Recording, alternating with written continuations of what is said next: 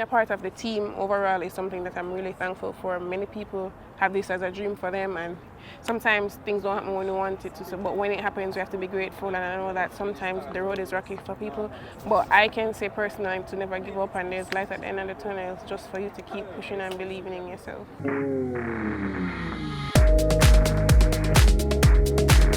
Alana feels that coming here to your first Olympics, even though it's as an alternate participant, feels like a blessing more than anything else. Right. How have you, in terms of taking in the experience? I still think that I haven't come together to accept everything as yet. Probably when the opening ceremony starts, I'll accept everything. But so far, it's been a good journey for me. It's something that was on the top of my goal list for this year, and to see that it came through is something that teaches me and it pushes me to continue working and to never stop chasing my dreams. And I hope this, for me and for other people that are younger than me, can look up to me and know that, hey, if I can do it, then you can do it. And it's just for you to believe in yourself, trust God, just trust your coach or whoever, attends to you in training, and to know that anything you believe you can achieve is just for you to work towards it.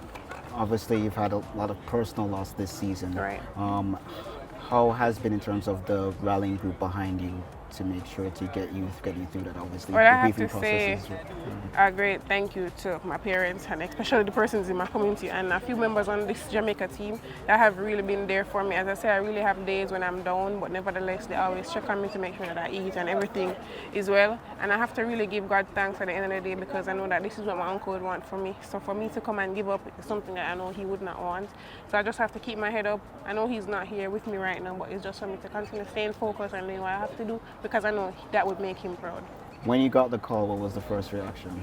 When I got the call, I was literally eating and I just fell, and Jaden Hibbert and Jaleel were the ones that were there for me, especially Janelle Bromfield. She was there for me as well, and they were like, hey, what's happening? And when I explained it to them, like, I couldn't move. I was in the hotel lobby for about 3 hours sitting just crying, and everybody was like, are you crying about the race or something happened? When I told them I just could not move, I had to book a flight maybe like 3 days later to go back home, because as I said, he died in my house and he was like a father to me. So I really had to go back home because my little brother was traumatized, my grandmother, my mother, and there was nothing that I could really do, and I felt like a part of me was gone. So I really needed to go home.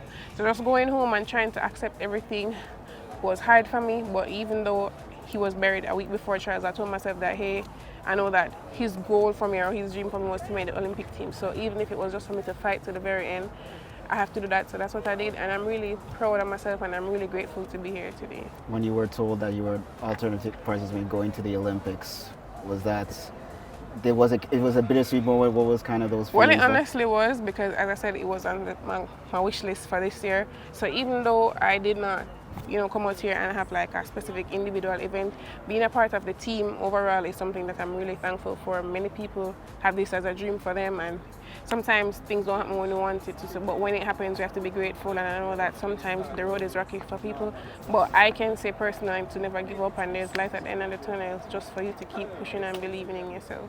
Obviously you're going through your paces just to make sure that you stay ready if you're needed. Right. But what has been in terms of the training process, the regiments, what's it in terms of Olympic procedures? Do you feel that that you're getting use of what it takes to be an Olympic athlete? Right. I feel like I'm doing better than before, honestly. Coming here and training together as one, and looking at everybody training and how determined and focused everybody is, and it really makes me locked in. So when I come out here, some days I have my headphone on my ears and I just listen to music to get me in that vibe to train. And when I train, I just know that I have to give it my very best. I have to train like this is the last day, my life depends on it, because I know that at the end of the day, if I do run on the relay team, I have to give my best effort. So it's just for me to come out here, as I said, once again, and focus on and off the track. Even though your training group obviously really stacked with Shakira and others, how has that first year been like for you training? How have they I think it's pushed been you to be really better? good for me so far, especially I shout out to Titi. Titi has been there for me. Titi is like my right hand. Even though I'm away from them, she texts me, hey, you okay? We laugh, we talk every day. She checks on me, and that's something that I'm really grateful for, to know that even when I go home, they're still there for me. They text me, they call me, they do everything that they can. So it's just something that I'm really, really grateful for. And I wouldn't trade it for the world, honestly. Opening ceremonies, I bet you're going to be a part of it. It's going to be different on the banks of the Seine than just going to the stadium. Mm-hmm. What do you think that experience will be like? Are you excited for that, to see exactly how that play out? And I said, they told me that it's very different from everywhere else, so I'm just excited to see what will take place. I know that I'm young, but it's just for me to use this as a learning experience. And once again, to tell anybody else that's out there that has a dream, just never to stop chasing your dream, believe in yourself, even when the road gets rocky, keep your head up and, just keep pushing.